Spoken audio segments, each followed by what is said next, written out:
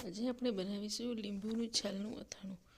જે લીંબુનો રસ કાઢી આપણે આખા ઉનાળા માટે સ્ટોર કર્યો છે, એની જે છાલ વધી એના એકદમ નાના નાના ટુકડા કરી દીધા છે અને બધા જ ટુકડાને એક બાઉલમાં લઈ તેમાં 2 ચમચી મીઠું અને 1 ચમચી હળદર નાખી અને બરાબર મસળી દેવાનું છે।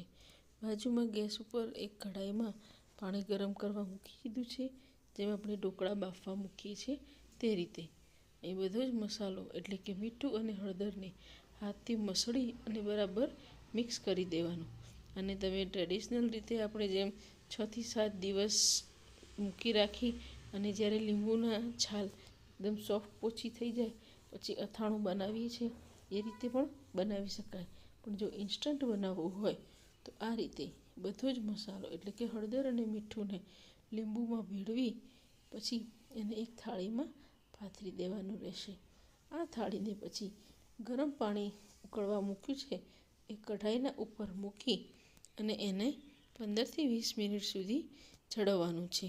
એ ખાસ એ ધ્યાન રાખવાનું કે આને સહેજ પણ પાણી અડે નહીં, થાળી એકદમ કોરી રાખવાની છે, સહેજ પણ પાણી આ છાલને અડે નહીં એનું ધ્યાન રાખવાનું, નહીં તો આપણું અથાણું બગડી જશે।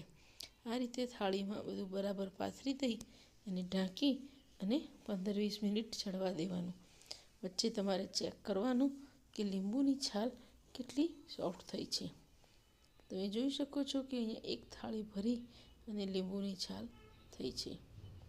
હળદર અને મીઠાવાળી લીંબુની છાલની આ થાળીને આપણે ગરમ પાણી ઉપર મૂકી ઢાંકી અને ચડવા દઈશું।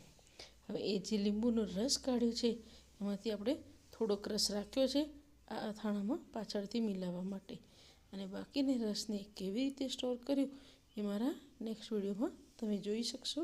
તો ચેનલને સબસ્ક્રાઈબ કરીને રાખજો જેથી ફટાફટ બધા વિડીયો જોઈ શકાય। અહીં તમે જોઈ શકો છો કે આ લીંબુની છાલ ચડી ગઈ છે અને આપણે એને કાઢી લીધી છે, ક્યાંય પણ પાણી એમાં પડ્યું નથી એનું આપણે ખાસ ધ્યાન રાખવાનું છે। હવે તમે સરસ્યું અથવા તો તલનું તેલને ગરમ કરવાનું, ગરમ થઈ જાય પછી એમાં હિંગ નાખવાની, પછી થોડુંક ઠંડુ થાય એટલે કે નવશેકું થાય પછી એમાં આ મસાલોવાળા લીંબુના છાલ નાખવાના છે। આની અંદર મેં લાલ મરચું 3 ચમચી જેવું નાખી અને બધું મિક્સ કરી દીધું છે અને આને હવે તેલમાં નાખી અને બરાબર હલાવી દેવાનું છે। તેલ બહુ ગરમ ના હોય એનું ખાસ ધ્યાન રાખવાનું અને એકદમ ઠંડુ પણ નહીં થઈ જવા દેવાનું અને ગેસ આ સમયે બંધ રાખવાનો છે।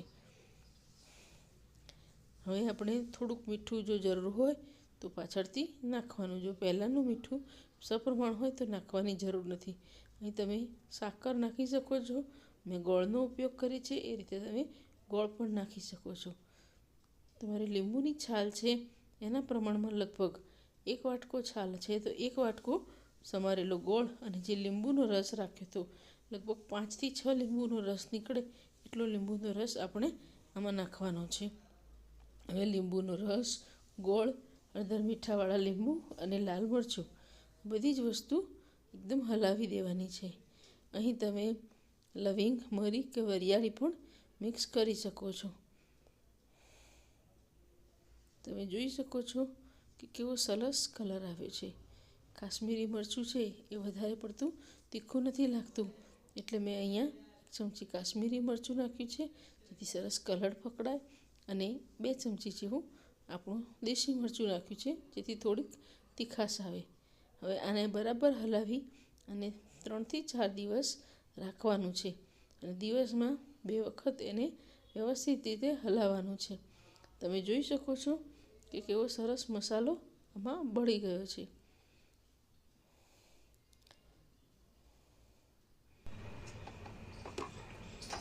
જુઓ તમે જોઈ શકો છો કે બધો જ ગોળ ઓગળી ગયો છે, મસાલો એક રસ થઈ ગયો છે અને લીંબુના છાલ બરાબર મસાલાની અંદર ભળી ગયા છે। હવે એક કાચની બરણી લઈ જેને બરાબર ધોઈ ગરમ તડકે તપાડી અને એમાં આ અથાણું ભરી દેવાનું છે જે તમે 12 મહિના સુધી સાચવી શકો છો। ખરેખર તો એટલું ટેસ્ટી થશે કે 2 મહિનામાં પૂરું પણ થઈ જશે। તો આ રીતે તમે લીંબુની છાલનું અથાણું પણ બનાવી શકો છો। એને એરટાઈટ રાખવાનું. જ્યારે પણ કાઢવું હોય ત્યારે કોરી ચમચીનો ઉપયોગ કરવાનો, જેથી આપણું અથાણું લાંબો સમય સુધી સચવાઈ શકે. આવા બીજા વિડીયો જોવા ઝડપથી ચેનલને સબસ્ક્રાઈબ કરી દેજો.